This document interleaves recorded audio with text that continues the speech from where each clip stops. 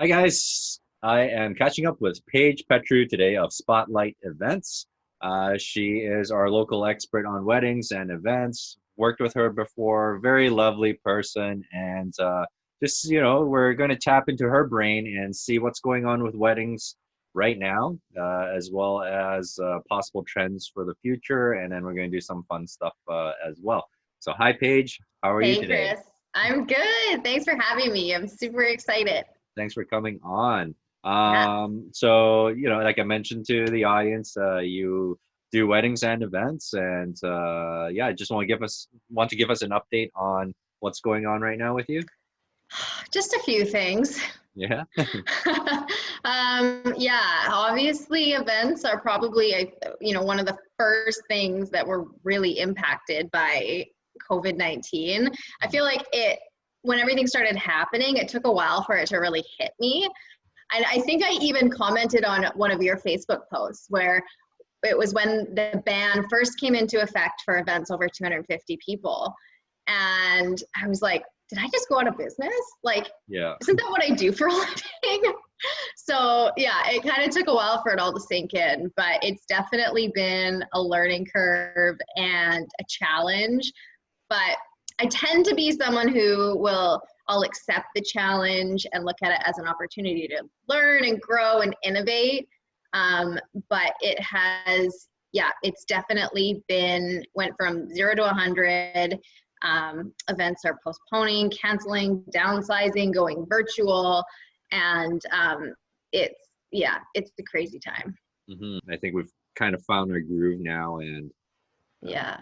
you know, And that's been the hardest thing with events is like the uncertainty. It just like events take such a long time to plan, and weddings particularly. This all kind of happened going into wedding season. People that have weddings planned for summer 2020 for the most part are done the planning or like a bulk of it, and they're just kind of pulling together the final details, and then the rug gets ripped out from under them, and all of a sudden they've probably spent a year planning this wedding, and now they're scrambling and changing it all. But because it takes so long to plan events, that's why the uncertainty is so hard. Like I know so many people in the industry, and you've probably heard it too. People are like, well, what about my events in October? What about my events in September?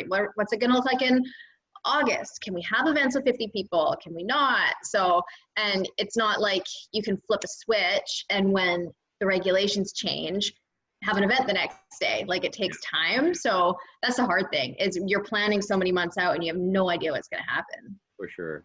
And if you're a part of an organization, you want to be safe as well, right? So even if the rules are changed tomorrow, it's still going to take some time for the company or the organization to get comfortable with events again, as well as the attendees, right? So Totally. it's going to be quite a bit of a ramp up period that I would expect. Yeah, me too. Let's switch to weddings for a second. Like, what do you see for weddings in the next 12 months, 12 to 18 months, let's say? Well, special guest. Oh, special guest. I feel like people are kind of falling into a couple different boats. Either they want to get married because this part of their life. They plan to get married this year. And so those types of people will have a small ceremony, I think, or even like just the two of them, courthouse style, hire an officiant, get married, get on with their life, and then postpone the reception maybe indefinitely, or at least until there's some certainty what things are going to look like. And then have that celebration with, the traditional, all their friends and family that they would have invited anyways. Mhm. So I think there's some people in that boat where their wedding is now just kind of being like divided up into two different days, basically. Then there's the people who are postponing altogether to 2021, just saying, screw it. We'll leave all our plans intact, but we'll just do it a year later. And obviously they're not in a hurry to actually sign the papers and get married. So there's those people. And then I think there's the people that are like, forget the wedding, I'm over it, let's just save the money, let's get married, and that's it. That's all we need. We're done. We'll have like our closest immediate families, have a fun celebration, and they're just embracing it. And then there's like the innovative, crazy people that are like, let's have a virtual wedding, which is totally new territory for all of us. But I think there's people out there that are open to it from what I've heard, whether it's having like a videography team live stream to your friends and family. I know Bespoke Decor, shout out to Ashton, has done, I don't know if you've seen what they've done, but their entire showroom is like a virtual wedding like studio. So yeah, I don't know. And I don't like, so I feel like there's these different paths you can go this year with it. One of the guidelines that I saw in there was that it's up to the wedding planner to enforce the social distancing. It is? I didn't even see that. Tell me that. It's actually on the site. Wow. Yeah, what are your thoughts on that? You know, if this is your first time hearing it, but you know, what are your immediate thoughts on it? Well, that's an interesting thought and concept because not everyone has a wedding planner. A lot of people don't hire wedding planners. So that kind of brings up a whole other can of worms, which is like regulations around our industry, which there's basically none. It's, you know, a bunch of, for the most part, small businesses and people who know each other in the industry. And we just kind of have our ways of doing things. But there's not a lot of like actual formal regulations. So anyways, that's interesting. But surprise. Yeah, I mean, what's that? Surprise. Surprise. Yeah, I mean, I think that it makes sense, of course. It could be a positive thing for wedding planners because people might be more likely to hire a wedding planner so that they can like be within those guidelines and following all the rules and have someone there to enforce it. I mean, I would feel comfortable with it only because it's a super extenuating circumstance. So, I mean, this is where planners might need a little bit of help from the bride and groom as well in communicating to the guests beforehand and saying, hey, we can do this only if we're, you know, following certain guidelines, right? And of course, we don't want anyone to get sick, just in case. Any recommendations you have for couples in terms of enforcing social distancing if they're planning to go ahead this year? I think really it comes down to having a big enough space and few enough guests.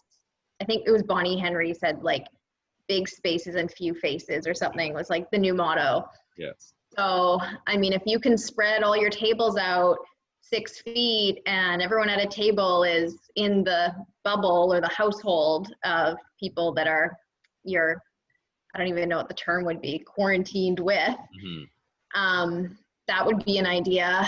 But it's hard. I mean, it's hard to control people at a wedding, like at a celebration where you're drinking and you're there to have fun. And then you're like a robot, like, don't cross this line. But what about, you know, when liquor starts flowing at the wedding though? That would be my biggest concern. Like everyone's been to a party with drunk people. They are not easy to control. So, and they're like, they will do something when you tell them in that moment, and then they are doing something else and they forget and they go back to doing it. So I think that not serving a lot of alcohol would be key for a COVID wedding. Just like accept it. Everyone's going to have maybe a glass of wine with dinner if they're having dinner, and end the party early. And you kind of just have to accept it. If you're doing a COVID wedding, like you've got to embrace all that's going to come with it. Let's dig in a little bit more on virtual weddings though. Like what's your general thought about it? Like, have you seen some vendors kind of pivot their business to help support that? I know we talked about Bespoke as well and converting that whole studio for more interaction, which is great. Yeah, I've definitely seen vendors embracing it and trying to work it into a wedding package. You just have to be the right person that wants to embrace it. I mean, I think it's just a really personal thing. There's going to be people out there that have been on House Party and Zoom with all their friends for the last 2 months, and they're embracing it. It's just kind of the new normal, and it'll make a good memory. We got married during COVID. It was hilarious. Everyone was on Zoom. Like, there's certain people that are just gonna embrace it and roll with the punches and do it. But I think if people have like any hesitation about it, or they think they're gonna regret not being able to like hug their grandma or like actually see people face to face and have that energy, then I feel like don't bother, just postpone. Like Yeah. things will be back to normal eventually. But yeah, I don't know how, I feel like I want to experience a virtual wedding before I recommend it to someone. To your business, how have you pivoted to still offer services to your clients? Yeah, so I mean, the key thing we've done for weddings, of course, is we put together some intimate wedding packages. So our kind of thought process behind it was, like I was saying earlier, people have spent a year, maybe more, planning their wedding. They've already done it, and now with the rug being pulled out from under them, if I was in their shoes, I feel like I would be attracted to something that was done. It was a package. It included everything. I didn't have to replan everything again. So we put together these intimate wedding packages that are all inclusive. So the all inclusive would include like the key things that we're allowed to have, which is obviously changing all the time. But we started it with officiant, photographer, video, flowers, some decor for the ceremony, and a venue. So we've offered our studio as a place for people to get married if they're just having like the 5 people. Awesome. So that's like the all-inclusive. And then, but we're also offering it a la carte, because I think that some people will say, well, I already hired my photographer for my wedding and they're still, you know, able to do my smaller intimate ceremony wedding. So in that case, we've broken all the services down so that people can be like, well, I only need officiant, flowers, and whatever. So yeah, we put that together pretty quickly, and we put it out there not only to our clients, but also to anyone else who's kind of finding themselves in a pinch, to say the least. So for somebody that wants the all-inclusive, how much would they be looking at? Hi. You put me on the spot. I think it came out to about 9,500. I want to pull on my website and look. It's between 9 to 10,000. I'm pretty sure. Okay. And But that's everything like taken care of. You know, you just gotta show up. basically, yeah, exactly. Yeah. And if anyone out there is interested in this, make sure you comment and let Paige know down there. Oh, yes, please do. Smash that like button. Yeah. And then awesome. For couples that have rescheduled or may need to reschedule their weddings, do you have any advice on how to handle? I would say to address the stress, don't rush it. Like, don't feel like you have to have it all figured out and have a new date and a new venue all set in stone. Like, I know it's hard for people to have had everything ready to go and they're excited about the day and they, you know, countdown's on and all the plans are in place, and now that's gone. And if they have to, you know, postpone and kind of reconfigure their plans, all of a sudden it's like, my wedding day's gone. Like, it was on the calendar and it's gone. So I think that just take a beat, take a breath, and like, there's no rush. So hopefully that helps ease some of the stress. And then in terms of like logistically, definitely start with your vendors that you have hired. Start a conversation, figure out their cancellation policy, figure out if if your deposit is just going to be applied to the new date, figure out what dates they have available. I know that's been kind of the biggest challenge for a couple of our weddings that we're rescheduling, is trying to find a date that every single vendor they had hired was also available for, which is turning out to be quite a challenge. So if you find yourself in a situation where you can't have all your original vendors, try to be strategic about which ones you want to have, which ones, if you're going to lose a deposit, what's going to be the smallest deposit to lose, and try to, I guess, plan around that. But yeah, I think deposits are a big question mark just within the industry, or not necessarily a question mark, but just something that's difficult to navigate right now because it's really uncharted territory. Enough of the serious stuff. Let's do a little wedding trivia. I want to test your wedding knowledge. I'm nervous. There's some questions I know you could answer for sure. Okay. There are some that I Googled and I'm like, wow, I had no idea.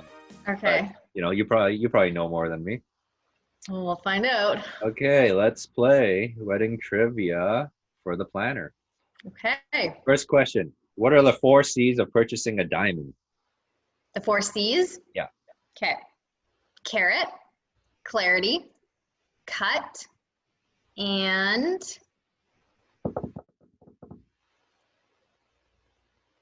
darn it. I give up. Come on, you can get it. I know you can get it. Really? Okay. Clarity, carat, cut, and cost. No. There should be a 5 C's, I guess. Oh, yeah, exactly. But what if a diamond's a little yellow, a little more white? Color. Yes. Yay. We'll give you 75% on that. Okay, thank you. Who is traditionally responsible for sending out the wedding invitation? That would be the parents of the bride. Very good. Ding, ding, ding. Guests should start receiving their own wedding invitation starting at what age? I believe in traditional etiquette, 16 years old. Oh, very good. Because this one Was it surprised me. right? Yeah. Woo! Where and when did veils start to appear at weddings? Oh, I know this. I'm not going to remember it right now. Okay, let me start with It's where. pretty old. Pretty old. Okay, I'm not going to know when. Some century, Victorian days. Yeah, I don't even know. Where? Which culture or cultures? Okay, I'm gonna take a stab in the dark, and I think it's wrong. No. Something that has to do with hiding the woman's face. I don't know. Well, obviously, it's a veil. Okay, is it either? Take a stab. Take a stab in the dark. For some reason, I want to say to keep insects away, but I know that's not what it is. A mosquito net. Yeah, let's just put it over her face. Yeah. All right, time's up. Okay. Ancient Greeks and Romans thought the veil would protect the bride from evil spirits. Okay. Maybe I didn't know that. And brides have been wearing veils ever since, apparently. Huh. Who started the tradition of a white wedding dress? These are hard. A little bit of wedding history here. Yeah. Like a person? Yeah, it was a one person's wedding. I guess 2 people's wedding.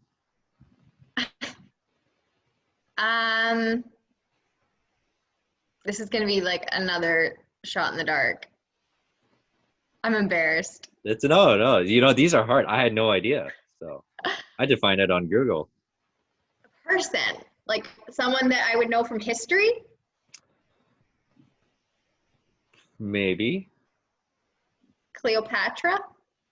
Oh, not that far back. No. Okay. The queen? Like, Yes.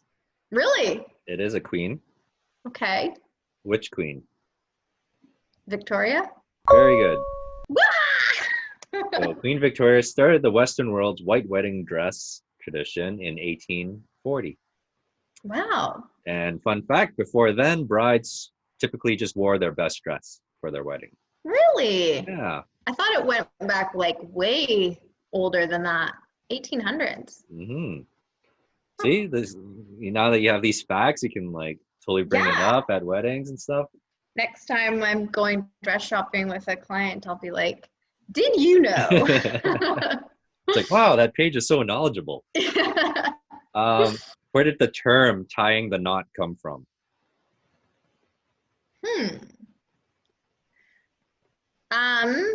I think, is it an Eastern European thing? Am I on the right track? It's multiple cultures that has it. I think there's a tradition where you tie each other together and put like a cloth over top as like a blessing over the unity. Mm-hmm. And it's like a cultural ceremony. And I know I'm pretty sure Ukrainians do it because I'm married to one, so I should know that.